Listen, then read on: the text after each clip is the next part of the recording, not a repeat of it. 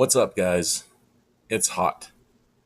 It's hot, and you'll probably notice that my sound isn't the greatest because I'm sitting on my couch in my living room with the fan on because it's hot. I can't sit in my office because the window's open, it faces the street, there's too much noise, and I don't have AC. So I'm sitting here with my laptop on my lap, a beer on my side, and a fan blowing on me. So pretty comfortable right now. I bet I bet some of you guys from I just got this little graph here. Some of you guys from places like Texas, Arizona, some parts of Italy or India are probably going to laugh at me. But so here's 30 degrees Celsius, and so we've been hovering a lot between 27 and 30 degrees and up. So Fahrenheit, that's between 80 and 90 degrees, but that's without the humidity. It's also humid, so it's quite a bit hotter with the humidity. And you could see like May, June, end of June, it was like straight 30, just muggy and hot because we've been getting rain too. And then right now, we're just sitting above that, so we're even hotter than it has been, and it's kind of torturous. And so yeah, it's hot. I don't have my setup yet in the basement to record stuff because I built a crib. We got a rocking chair and paint and all kinds of stuff for the baby room. And so I've been busy doing that stuff. And my wife told me, why don't you just go on GoFundMe and say you want a studio and people will give you money? And I thought about it for a second because I've seen some pretty stupid things on there. Kickstarter, I think Kickstarter's been worse for stupid things. Kickstarter, I think Kickstarter was the one that had the salad to make a macaroni salad or something like that, and it was just ridiculous. Of course, they're only going to have awesome stuff on the front page here, but yeah, just do a GoFundMe. But I don't know. I would feel so guilty doing that. But I mean, is it valid? I mean, if I go on and I'm like, yeah, I have this channel and people like it, but I'm trying to build this cool kick ass studio and I need some fundage. You never know. But like, I look at it and it's like, yeah, medical, memorial, emergency, charity, education, animals. Like, this is for animals, sick animals. Like, I don't know. But then there's creative, there's community, there's some things. So I don't know. I might do it. Who knows? I need this studio set up. It's nice and cool downstairs, but right now it's just a mess. It's storage. I'm reorganizing everything so that I have room to set up this little work area. I need some desks and yada, yada, yada. So that's where I am with that. So yeah, it's really hard to be motivated to go upstairs and lock myself in the office with the window closed so that it's quiet enough so that I can record. And then I get halfway through and I'm just sweating. When I did this elementary video, the last one, by the end of it, I was a sweaty mess because I had the door closed and it was middle of the afternoon. It was so hot. I had the door closed to keep the cats out. I had the window closed to keep the noise out. It was just bad. And then I finished recording the video and I had a shower. And then I edited and I put it online. So, anyways, stuff that's in the works. I've been asked twice now by people while I'm looking at this stuff about the arrows and how come some arrows are purple and some are yellow and some are green. Well, if you just scroll through the videos randomly, it doesn't really make sense unless you look at it. But they're actually, if you go on my homepage, it'll stand out a little more. The purple ones are for how to's, the green ones are reviews, and the yellow ones are for just chatting about whatever, like what I'm doing now. It's going to have a yellow arrow. And so, does the color mean anything? No. They're asking, well, why green? Well, why purple? I don't know. That's what I picked, and that's just how it turned out. So, if you have something against the color, I suppose I could change it. But it is what it is. I haven't had any complaints. I just had questions about what's with the things. So, anyways, what am I doing though?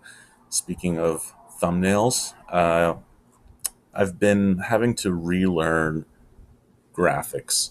So, in which video was it? One of my videos here. Yeah, this one. I mentioned Krita because one of the viewers for my channel made a comment about using Krita, which I used before, and I was like, yeah, well, I still use Photoshop. So I've been learning and relearning how to use it because I think it's really important to have really good thumbnails. I think it makes a really big difference. And I don't know if you guys saw some of my old thumbnails before. I've been going back and back and back and updating my old videos thumbnails, but some of them were just really, really bad, almost as bad as my old 3D intros that I would do in Blender. But Krita is Krita is good. It is slower. Um, you can see here just opening a very basic template, um, very slow to load, and it's workable, but sometimes it's a little frustrating. And some of the things you can reuse if it was created in Photoshop, and some things you can't. So if I were to, let me just clean some of this stuff up here. So yeah, it's a little slow. The rendering could be worse. I've definitely seen worse, but it's a little frustrating to use sometimes.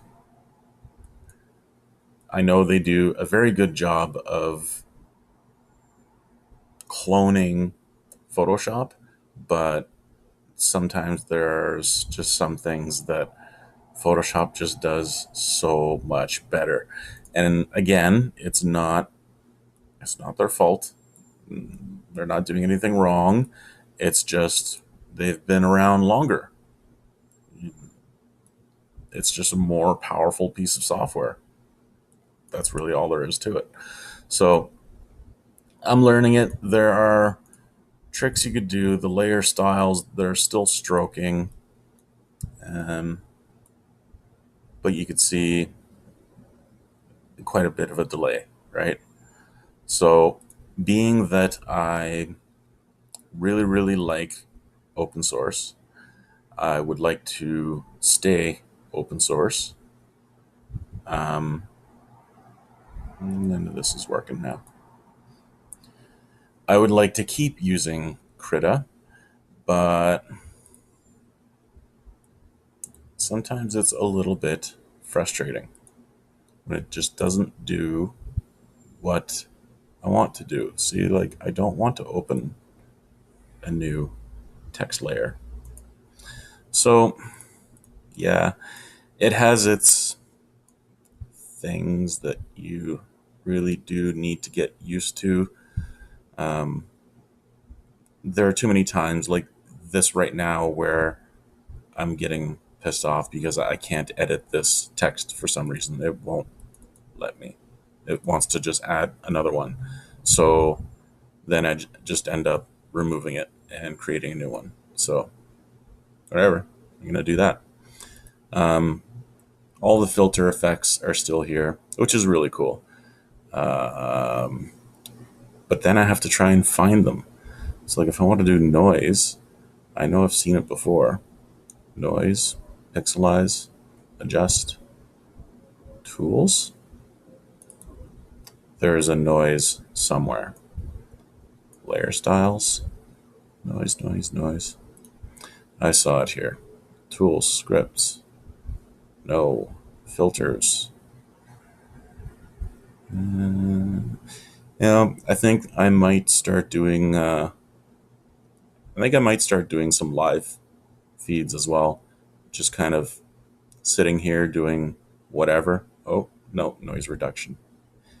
And then as I'm doing this stuff, I have another set of eyes. Many other sets of eyes that are watching, and you can scream out, "It's right there! Go back!" But I've used it, so this is a little annoying. And this is what I've been doing. I've just been trying to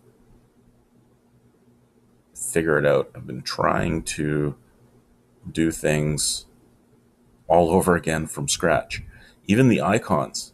Like I'm looking for Phil. Where's Phil? What's there? It looks nothing like Phil, but it is Phil. See, now I'm frustrated because filter, select, add, transform mask. Nope. Select. Nope. Filter mask. It's going to be in a filter mask. It's going to be in here. Artistic. Nope. Levels invert. Enhance. Nope. Other. Noise. Are you kidding me? You see? You see? So, all right. Bring down the noise. Bring down the noise. All right. So that's exactly what I'm talking about. Filter, other, random noise. Are you kidding me? Was that always there? Was it really there? Oh. Okay. So, anyways, learning this all over again. It is worth it um, because now every time I install a new distro, I don't have to reinstall Play on Linux and reinstall, which will install all the wine components and then reinstall Photoshop. Because Photoshop's really big. I think it was 1.7 gigs or something like that. It's crazy. It's crazy. So I don't know how many times I want to have to go through and reinstall it and reinstall it and reinstall it. What am I looking for? Nope. Nope. Come on, really? This is what I'm doing now. This is what I'm doing now to learn Krita because I know exactly what to do in Photoshop. But I come here and I just feel stupid. Like, I know they have everything that Photoshop has, but where is it? Noise reducer, no. Where's my wave? Wave. Kidding me? Again, it was in the last place. Why? It's actually not even doing anything. Wait.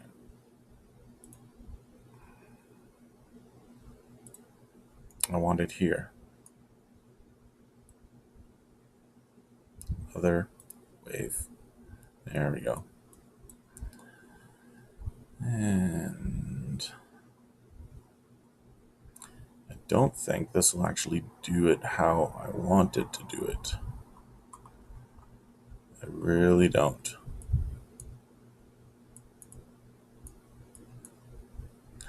No, it won't. I used something different before. Because, I could do this exact thing in Photoshop, and I know exactly what I'm trying to accomplish. So let me just actually close this. I don't want to accidentally overwrite my template. Let's open up Photoshop and see how quickly I can do this.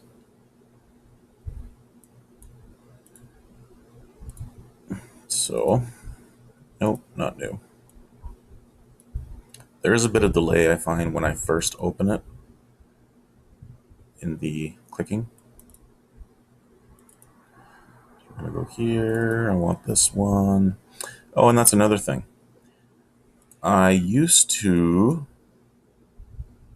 edit these thumbnails in 4K.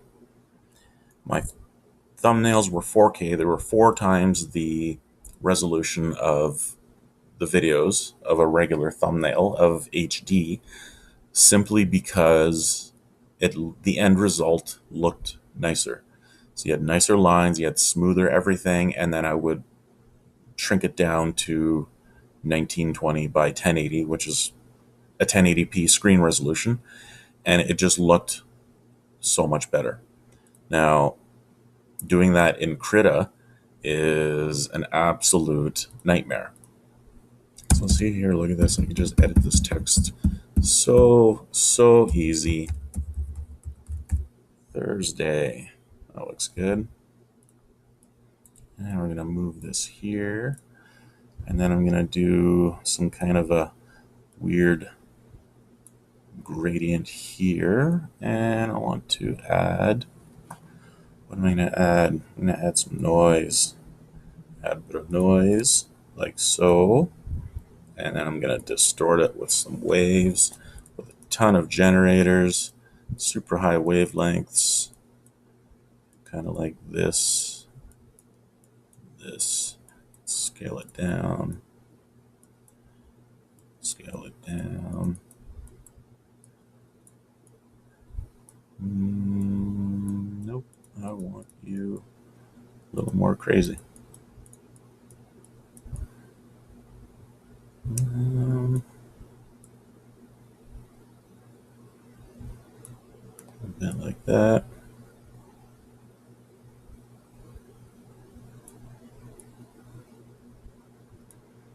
All right, so let's do something like this. All right, so that's not bad. And then let's do like a slight twirl to it. And then we can do a nice Gaussian blur. That's a little too much. What is it? Should we do more? Yeah. Slight. Yeah. There we go. See? Super easy. Super easy. And I'm going to take this text and I'm going to shrink it down, move it over. So you could see how super easy this is. And yes, there's a bit of a delay in Photoshop as well, but it's definitely not as much as in Krita. But like I said, I like open source. I support open source. I would like to keep using open source, so I will keep using open source. It's just a little frustrating to relearn. I'm quite good with Photoshop. I know how everything works. I know the little shortcuts, and I also know GIMP. And I did a lot of work in GIMP with some of my previous thumbnails and everything, but with text, it's more of a permanent change. So when you do text in GIMP, and you're done. You do your effects and your outlines and your shadows. It's more permanent. You can't go back after and change your text like I can here. If I go here, I can still edit my text with the shadows, with the stroke and everything, and it's not a problem. So that's a huge disadvantage with GIMP. That's something that drives me crazy because you basically have to start over, which I don't like to do. But, you know, what can you do? So as you can see, I'm able to work much faster in Photoshop, not only because I know what I'm doing, but it's much faster. If I'm using this in Windows and it's actually using my GPU, it's much, much faster, much smoother, and it's not as grainy. Because actually, right now, I don't know if you'll pick it up in the video, but it's a little bit grainy, and that's only because I'm not using the GPU, and the editing is not so quick, not super fast, but it works. So that's what I'm doing now. This is the kind of stuff I'm trying to learn in Krita. I'm still figuring it out, but it takes me 10 times longer to do something in Krita than it does in Photoshop. But I'm trying. I'm trying to learn. I'm trying to go 100% open source again, and we'll see. But my original point to all of this was I'm improving my thumbnails for the channel. I have to, because they have to stand out. Um, YouTube is a game. There's plenty of people on YouTube, plenty of channels on YouTube. So if your thumbnails don't stand up, don't stand out, then no one's going to click on it, right? So, yeah. Anyways, I might actually use this for this video. I'm just going to change it a little bit. A little bit of pink and orange, like candy stripe type stuff. Yeah, I think I will. I'm just going to add a bit more text to it. Maybe change a little bit. I'm going to do some big noodle lettering. Big noodle Thursday. Thursday. Yep, that works. I'll add a little bit more. Even make the penguin smaller. But yeah, cool. So that's what's going on. I know it's just a bit of rambling, but that's what these types of videos are for. And hopefully the temperature drops. It is dropping literally right now because we have a severe thunderstorm warning. So it's only 7:15 and it's getting dark out. Like it looks like night's coming. So I think there's a storm coming. All right. That's all I got for now, guys. And hopefully in the next coming weeks, well into the project of Studio version 1.0 or maybe beta. I don't know. I'm going to make some sketches up too. That's going to be fun. Do some quick little 3D sketches and get some ideas. Anyways, that's it for now, guys. Thanks for watching.